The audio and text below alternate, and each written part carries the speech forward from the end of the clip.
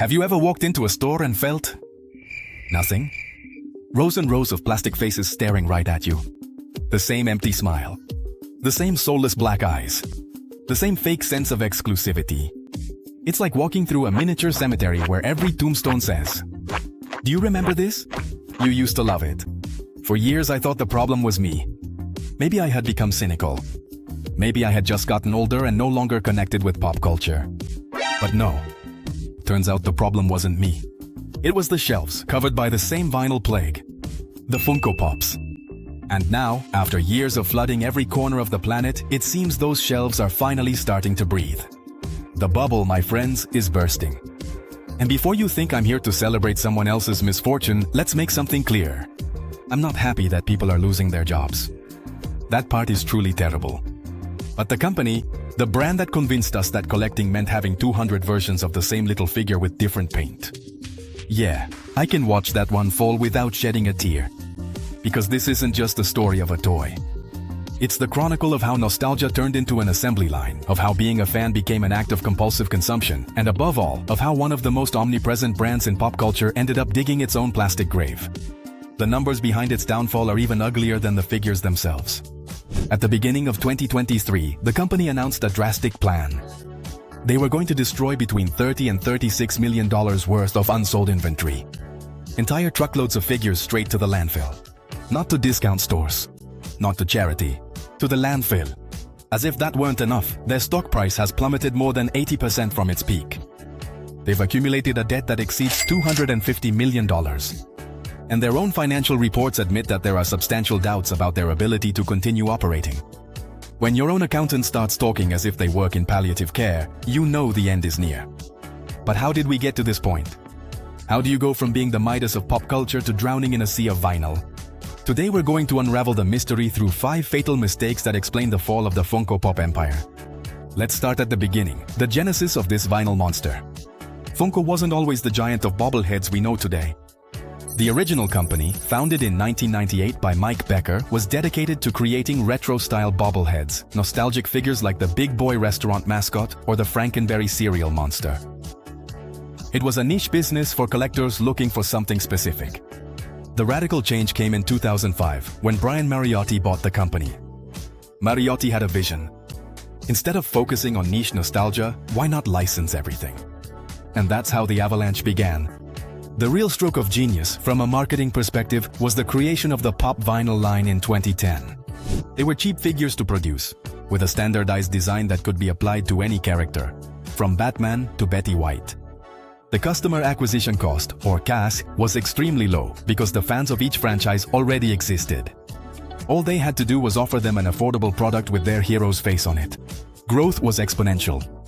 Suddenly Funko was everywhere, signing deals with Marvel, DC, Disney, Star Wars, Harry Potter.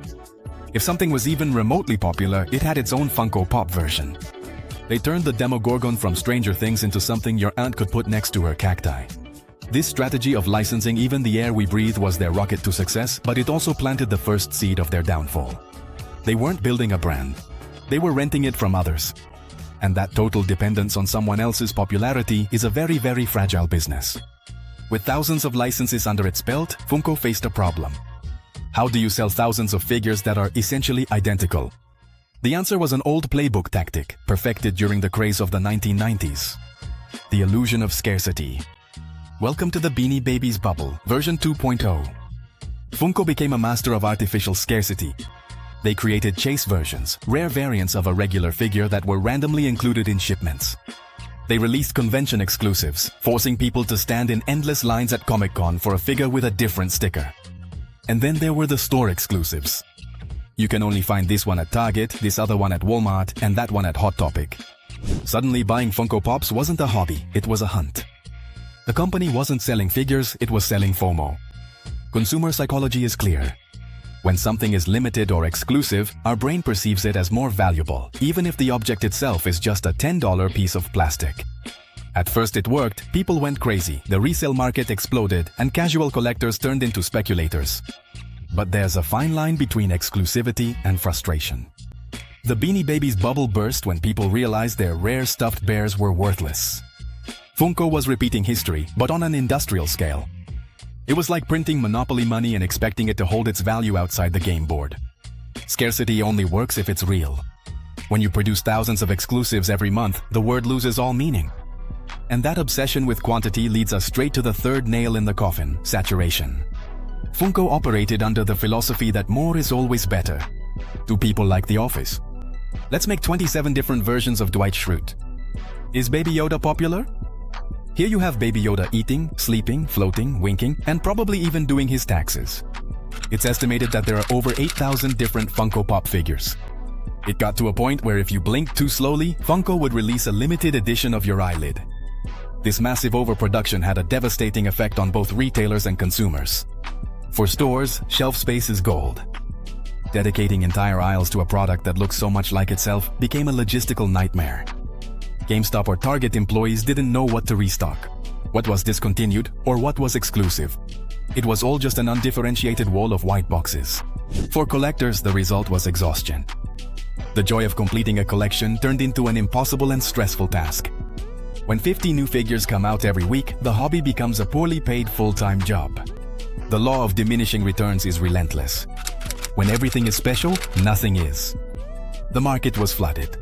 The novelty wore off, and figures that used to fly off the shelves started gathering dust. That's why they had to destroy $30 million worth of product. They manufactured nostalgia at a pace the planet itself couldn't consume. But the problem wasn't just the quantity, it was the quality, or rather, the lack of it. And this brings us to the philosophical heart of Funko's downfall: the death of nostalgia. Nostalgia used to be something personal, a memory, a feeling. Seeing a toy from your childhood would transport you to a moment, to a place. Funko industrialized that feeling. They weren't selling toys, they were selling reminders. A Funko Pop isn't a work of art, it's a three-dimensional marker that says, "Hey, do you remember this movie?" The design, that formula of a square head and button eyes, was a stroke of mass production genius, but a disaster for the soul of collecting. They stripped every character of their individuality to fit them into the same generic mold. Darth Vader, Harry Potter, and the Queen of England ended up looking like distant cousins in different costumes. Let's compare this to other collectibles. A Hot Toys or NECA figure tries to capture the essence of the character with detailed sculpting, precise paintwork, and a dynamic pose. A Funko Pop is to a real collectible what an emoji is to a love letter. A simplified, nuance-free representation.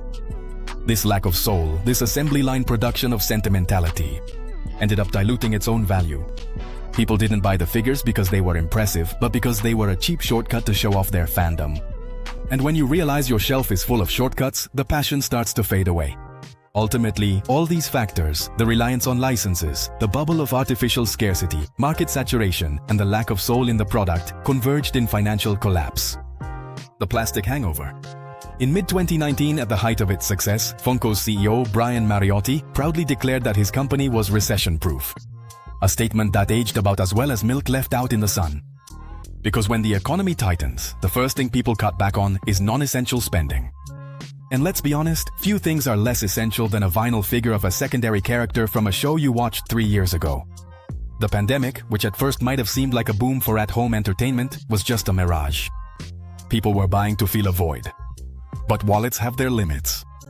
When inflation skyrocketed and retailers, fearing a recession, started canceling massive orders, Funko found itself trapped. They had the production costs and licensing fees for thousands of figures. But suddenly, no one on the other side wanted to buy them. The house of cards came crashing down. Debt skyrocketed, the stock value plummeted, and the CEO had to swap his recession-proof pitch for the corporate euphemism of exploring strategic alternatives. Which is the fancy way of saying, we're taking offers from anyone who still picks up the phone. They went from being recession-proof to barely staying afloat, and the ship is sinking fast. So there you have it.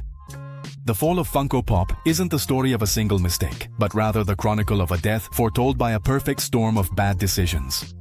A strategy based on quantity over quality, the creation of an artificial value bubble that was bound to burst, oversaturation that wore out both consumers and stores, and an alarming lack of soul in their main product. Funko wasn't selling collectibles, it was selling the illusion of collecting.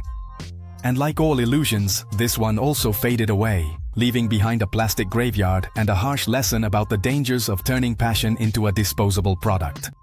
Now I wonder, what do you think? Do you collect Funko Pops? Do you think they'll manage to reinvent themselves, or are we witnessing the definitive end of an era? Leave your opinion in the comments. I'm really interested to know what you think. By the way, this story about perceived value, status, and speculative bubbles really reminds me of how another market works, one that seems untouchable but is based on very similar psychology. I recommend you check out my analysis on luxury fashion is for broke people. I promise you'll never look at a logo the same way again.